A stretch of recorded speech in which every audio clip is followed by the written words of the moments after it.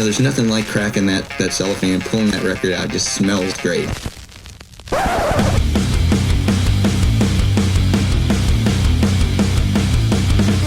Welcome to BODS Mayhem Hour. Non-stop hardcore energy. I love the show, guys. You're awesome. Unlike any other. With your host, John the Bod, a.k.a. the Bod Father. Man, this stuff rocks. Hey everybody, this is Charlie from Anthrax, and you are listening to BODS Mayhem Hour, the greatest hour that you'll ever experience. The views and opinions of the guests do not necessarily reflect the views and opinions of BODS Mayhem Radio Network, its staff, affiliates, or sponsors. Parental discretion is advised. Welcome to BODS Mayhem Radio Network. Hey everybody, welcome to BODS Mayhem Hour. I'm your host, John the Bod, a.k.a. the Bod Father. And as always, I'm bringing you guys and gals awesome interviews. Today, it's an honor and a very, very huge privilege to welcome back Mr. Charlie Benante of Anthrax. Crazy dude, glad to have you back on here. In the midst of all this crazy pandemic, Anthrax's Charlie Benante wanted to shine the light in this very dark time, and will release his album entitled Silver Linings May 14th via Megaforce Records. Also, you want to check out Charlie's Coffee, Benante's Blend, and Charlie's art as well, which he does some amazing freaking art. I mean, we're going to talk about that too, but how have you been, man, versus 2021 versus 2020? Because you were going in a little funk there with all this, keeping up with the news, and I mean, God, it'll drive you crazy, man. Yeah. I mean, I do like funk, but I don't like that kind of funk. It was starting to get to me in the beginning when the pandemic first hit over here. I mean, we were watching overseas and stuff, seeing what was going on there, and then that whole thing happened, like in Italy especially. We were like, oh my God, I feel so bad for them. You're like thinking, hope that doesn't happen here, and it's like, oh shit, here we go. Now we're looking like that, but even worse. So it started to get to me, as I know it got to a lot of people, and I needed to break away from it and be creative again, and that's how this whole thing came about. It's like you watch the movie 28 Days Later, and you're like, oh God, please don't let this happen here, because you watch a lot of horror movies, and this is how it starts. Right, exactly. It's like life imitates art, and it's like, oh shit, I don't want to be in this movie. But unfortunately, we were all cast in this fucking role, and it was pretty bleak for a while. I mean, I'm not saying it's not bleak now, but it's better. Yeah. In 21, things are definitely happening in a better way. People are being vaccinated, but I don't think we're back to normal at all. It's as a matter of fact, this past week, it's kind of looking weird again. You know, I just heard that in Canada, they're doing 28 days again. Now you gotta, stay indoors. They're kind of locked down again. And I'm like, oh man, I hope that doesn't happen here again. Yeah. I know we got the vaccination out, and that's awesome. That's great. But like we've been saying, it's not stopping the virus. I mean, it's just a precautionary to help you not get it. So, hopefully things will work out. It has to. I hope so. Making this album, Charlie, has it helped you during all this? Was it a sort of release other than doing your art, possibly? Well, the thing is that it was done out of kind of love, and it was done out of necessity to get me to get my mind off of things and try and find silver linings in a time when it looked very dark. So in between doing the music and in between doing the art, it really was a process that every day it's like, okay, what am I feeling inside? Am I feeling, being creative musically? Am I feeling being creative in an art type of way? And it would just guide me to which direction. And that's how it was happening. And the thing that I love the most about doing these jams and stuff was the response from people that were enjoying it, and it was helping them to take their mind off of the COVID darkness that was upon them too. I can't begin to tell you how many people would reach out to me about it. And the one thing that they always asked for was, are you going to put all these out? And I kept saying, no, I'm not, because I'm not making any money off of this. And as a matter of fact, the vinyl, when it comes out, a portion of that is going to charity. Yeah, that's going to the Neil Castle Music Foundation. That's right. It puts instruments into kids' hands, and it's one thing you always hear about. Like when funding goes in schools, what's the first thing to go? They usually take away the music and art programs. And that's sad, man, because a lot of kids, that's their outlet. Right, and that is their outlet. And people have to remember this too, because I remember some asshole commented on something that I wrote about this, and he said, well, fuck that. What about the days of, taking your kids and getting them an instrument and making them play? And it's like, well, look, dude, not everybody has that luxury to taking their kid to go get an instrument. Some people can't afford it. So the schools will supply that. And I think people are just so stupid, like with their fucking comments. And it's like, think before you're going to press that send button, If you could actually dive into a little bit, look how Ozzy got his start. He had to do a loan for a guitar amp and a microphone or something like that, if I'm not mistaken, and he had to pay it back. So yeah, things have came a long way, and you're right, man. Some kids just don't have that luxury, and it's cool that people that can give back can do it and help these kids, because without that, I mean, they can go down a path that they don't need to be going down. Right, because let's face it, these days, the paths are way more enticing. Yeah. Like, I'm going to go do that. I'm not going to go spend time in my room practicing scales, you know what I mean? So I just think, man, some kids in this world are lost. I agree with that 1,000%. Was it hard to determine which songs you wanted to cover and artists to feature on these sessions that you did, and plus this album? No, it wasn't hard at all. And as a matter of fact, it would just come to me, and sometimes I'd have a little bit of a list sometimes of what I wanted to do and how I wanted to do it. Some songs were a bit challenging. Some songs were just were so easy to do. But the main thing about the songs is I wanted to have the attention to detail in the song.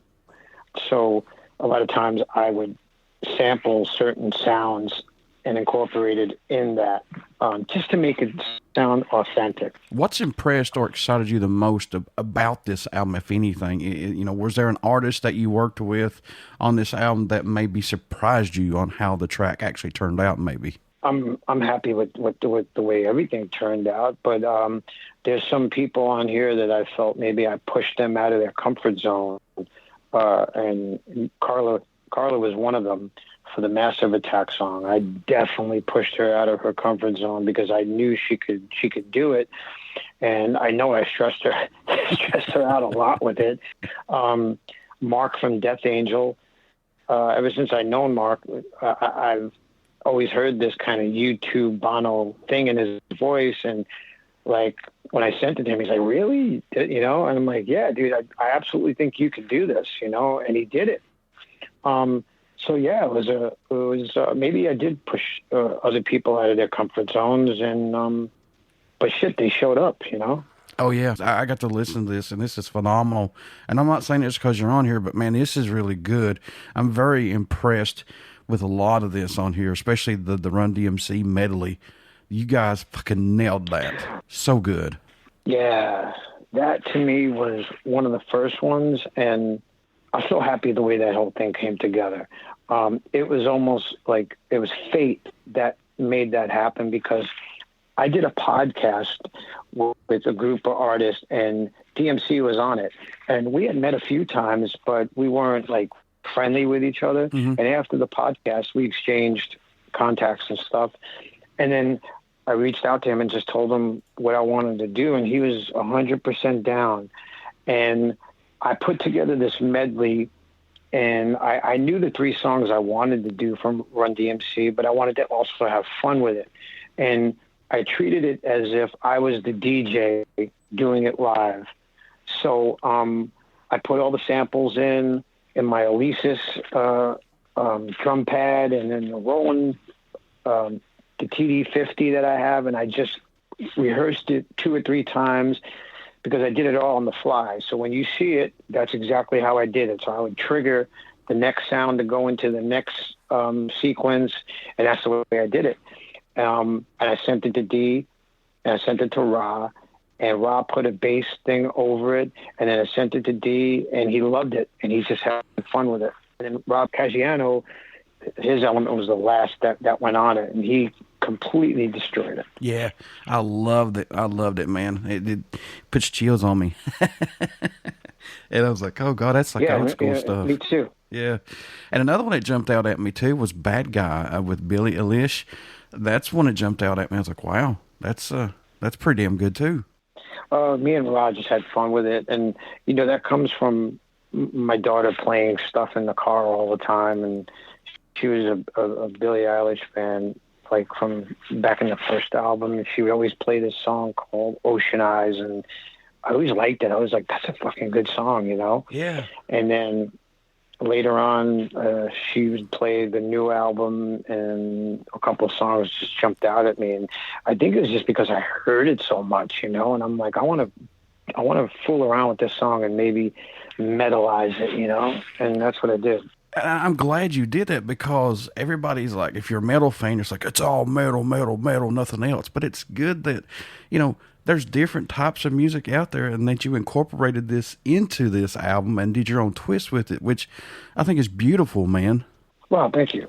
I mean, I can't just, I can't I've always been very eclectic with music, and I never really, I get into my moods and I'm just strictly fucking metal, or I get in my moods and I'm strictly, listening to old school punk rock or hardcore, but I like everything. I like one night I'll eat here, the next night I'll eat that, and the next night, it's never the same thing. So that's just the way it is with music. So many things appeal to me. Yeah, and I've told everybody, keep your eyes and ears open, because don't just be deaf on that one style of music. Grow a little bit, and you'll be surprised on how much yourself will grow, because it's great. There's a lot of good stuff out there.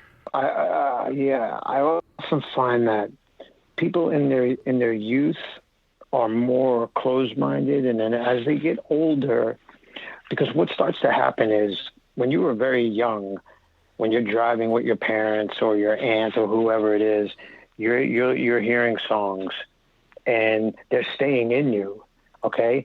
And then once you get to an age where it's your own music and that's it, and it's strictly this, that, and then as you get older, you start to remember those songs that you heard in the car with your parents or your aunt, and it's like, oh, I used to like this song. Mm-hmm. And that's how you become, more open to it. Who produced this album, Charlie? Was it you, or did someone else produce it?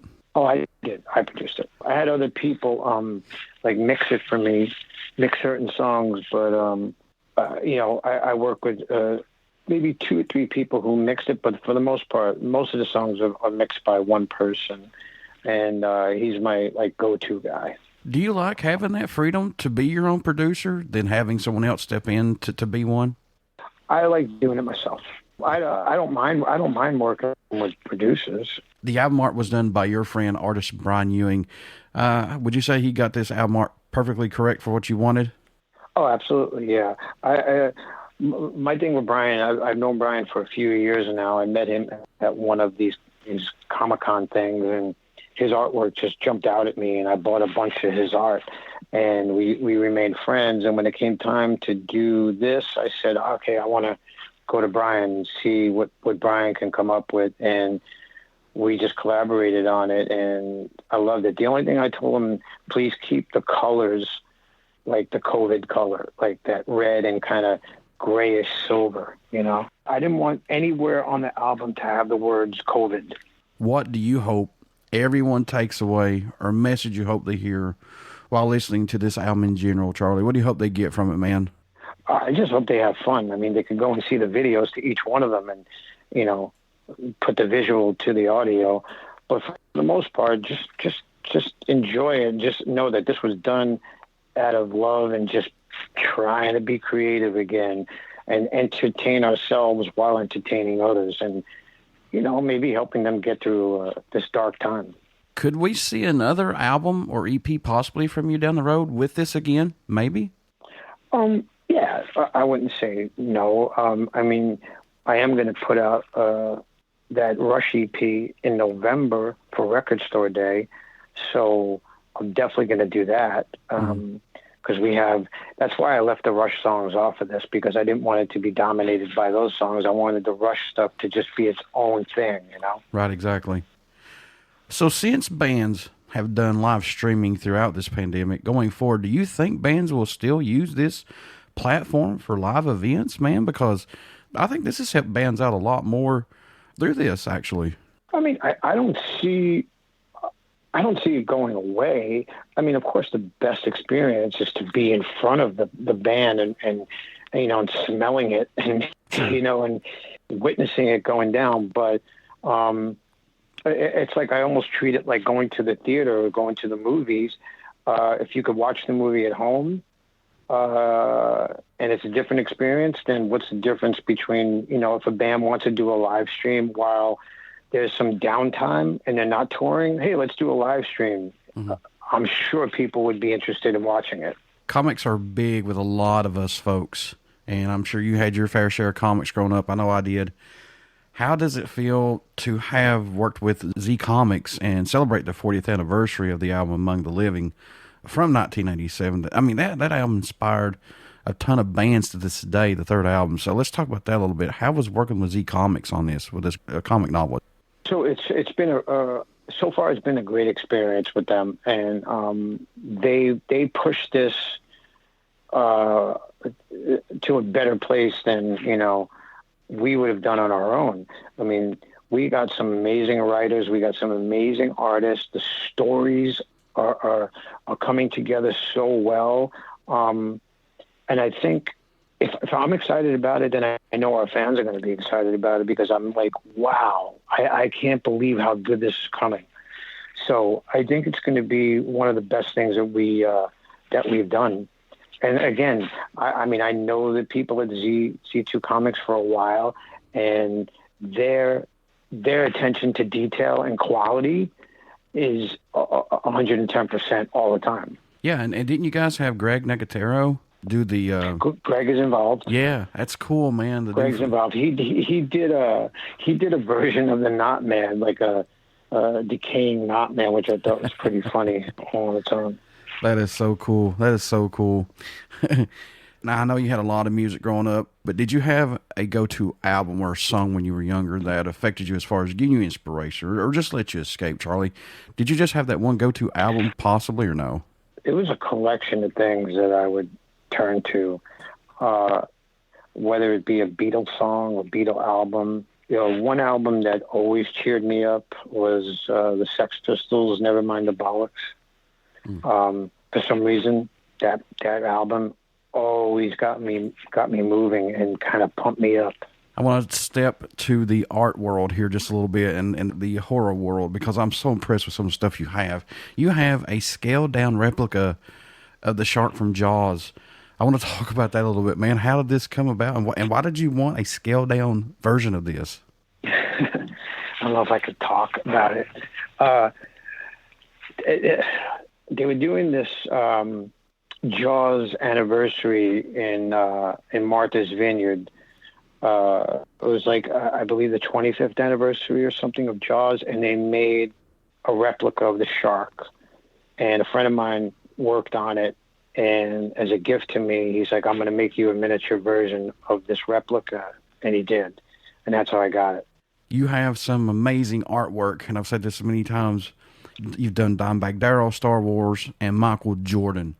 Would you ever consider being a full-time artist when the day comes you're not playing music anymore? Would that be satisfying to you, possibly? I think that the thing is this. I enjoy making music more than I do creating art. Art to me is very tedious. Music is almost...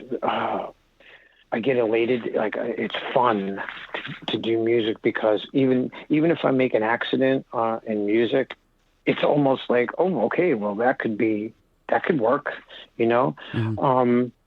But as far as art goes, if I put the wrong color or the wrong tint, it ruins the whole fucking thing for me. That's true. And I get discouraged.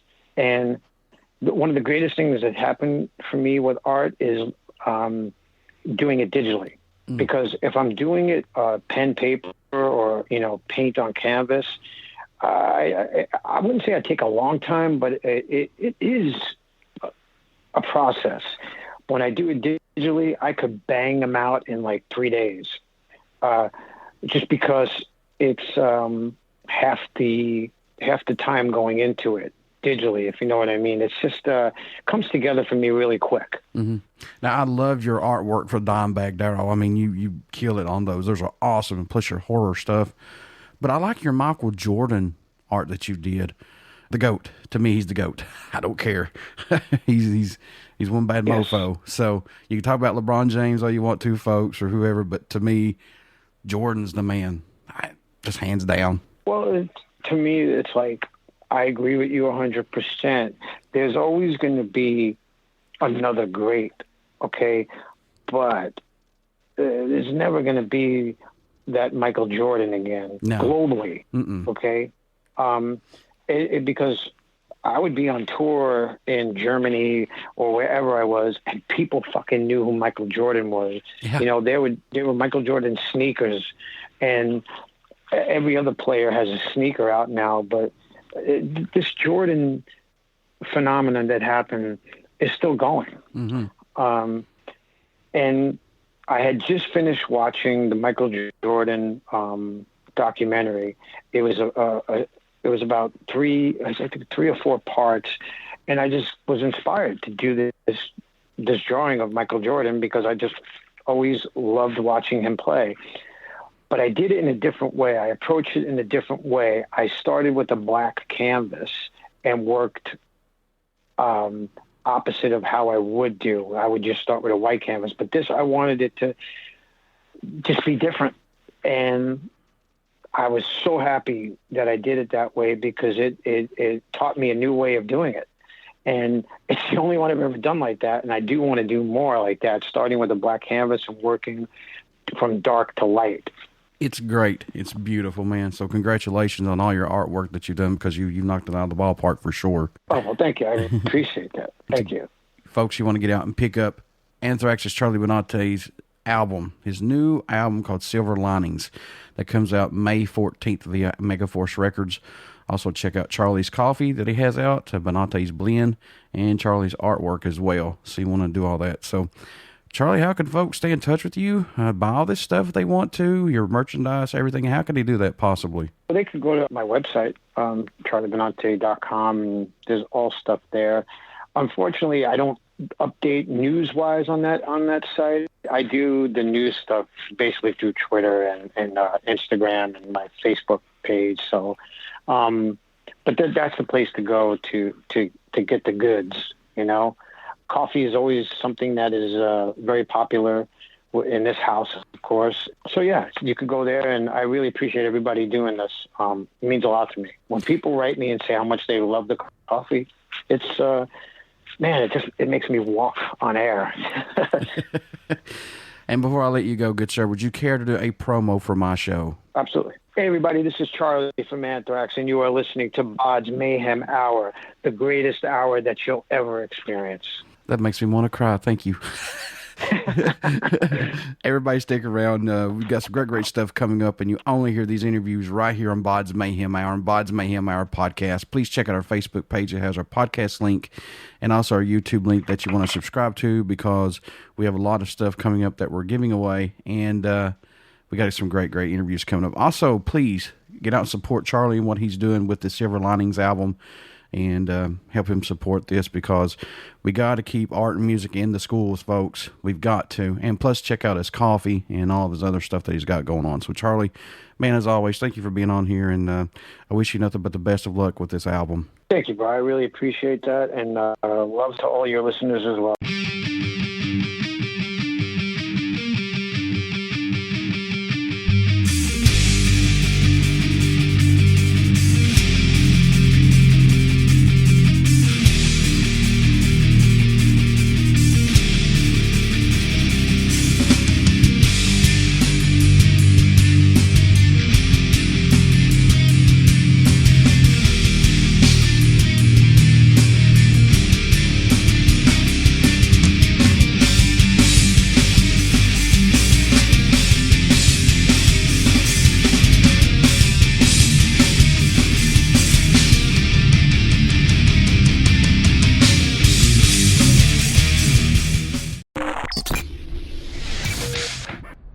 You're listening to BODS Mayhem Hour. Follow us on Facebook, Twitter, and Instagram.